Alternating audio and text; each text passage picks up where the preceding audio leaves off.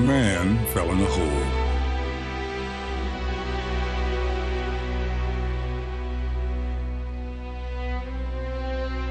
He fell in a hole and he couldn't get out.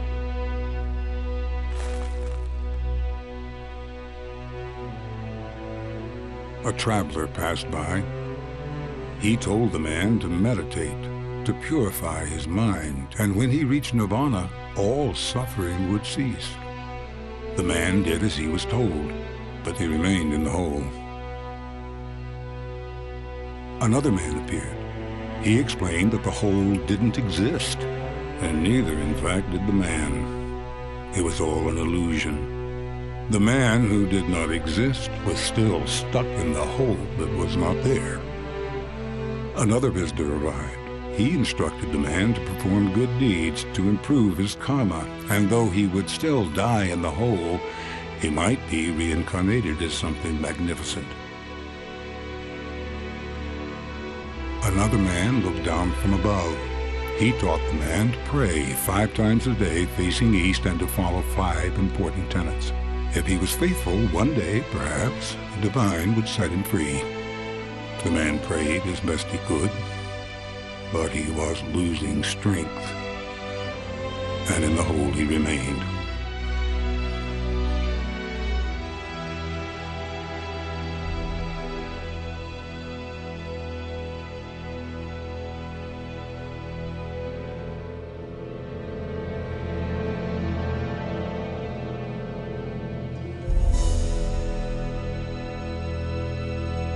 Another man appeared.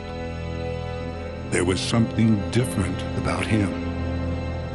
He called down to the man in the hole and asked him if he wanted to be free.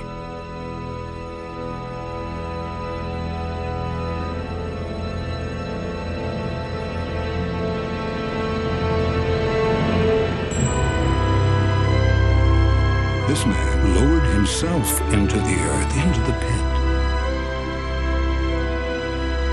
He took hold of the man and dragged him into the light.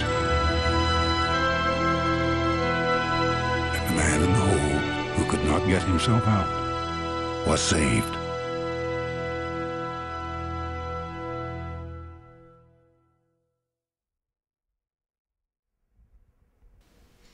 Amigo, have you ever found yourself stuck in a situation that you couldn't get out of? And not only that, but you didn't know how to get out? When you need help, where do you turn? Our culture teaches us that there are many paths in life we can take, but the video that you have just watched illustrates that none of them will ultimately help you out of your situation, your hole. So what will it take to get you out of your hole? It is true that many religions exist, and each claim to have the answers to our problems. There is, however, something that separates Christ from all other religions. It is what is called grace. Grace is the freely given, unmerited favor and love of God. Grace is what God did for us, that other religions will not and cannot do. Grace, something that you and I do not deserve, is what Christ did for us when He came down into the hole with us and pulled us out of our mess. He did this by dying on the cross for you and for me. Every one of us is born with sin in our hearts and in a spiritual hole that we cannot get out of alone. You may say, I am not a sinful person. I have tried to do good, be kind to others, live right. I really would not consider myself to be a sinner. If that is the case, then ask yourself a few questions. Let's see how God considers our goodness. Take this short little test to see if you would pass and if you are actually good in God's eyes. God uses the 10 Commandments as a standard of good and bad. So in viewing the 10 Commandments, we see the standard by which God judges our good works. Have you ever lied? Even a small white lie? One time in your life? If you have ever lied even one time, then according to God that makes you a liar, and you have broken one of the 10 Commandments. Have you ever stolen anything? Taken something that wasn't yours? Even something small? If you have, then God would consider you a thief, and you have broken another of His 10 Commandments. Have you ever wanted something that wasn't yours? The nice new shiny car that belongs to your neighbor? The clothes, money, lifestyle that is someone else's? God calls this covetousness, and it breaks another of the 10 Commandments. Have you ever used the Lord's name in vain? Have you used His name before when you were mad or in order to insult somebody else? The Bible says that you have taken the Lord's name in vain. Again, you have broken God's law. We have only looked at 4 of the 10 Commandments and can see how by God's standard, everyone on the planet is guilty of breaking these commandments. You might be thinking, oh, those aren't that bad. God will forgive me for those. It's not like I have killed anyone or something. Well, according to God's law, if you have ever had hate for someone in your heart, this is murder in the eyes of God. Friend, God's law is serious. If we have broken these commandments, which we have, then we must be punished. So what hope do we have? Will your religion or your good works forgive you of the laws that you have broken? Is all the good you may have done really good enough? Well, think of it this way. If you were in a court of law and you had a murder and robbery charge against you and you told the judge, because of my religion, you should not punish me. I have gone to church or mass every Sunday. You should look at all my good works that I have done and let me go free. Would the judge let you go free?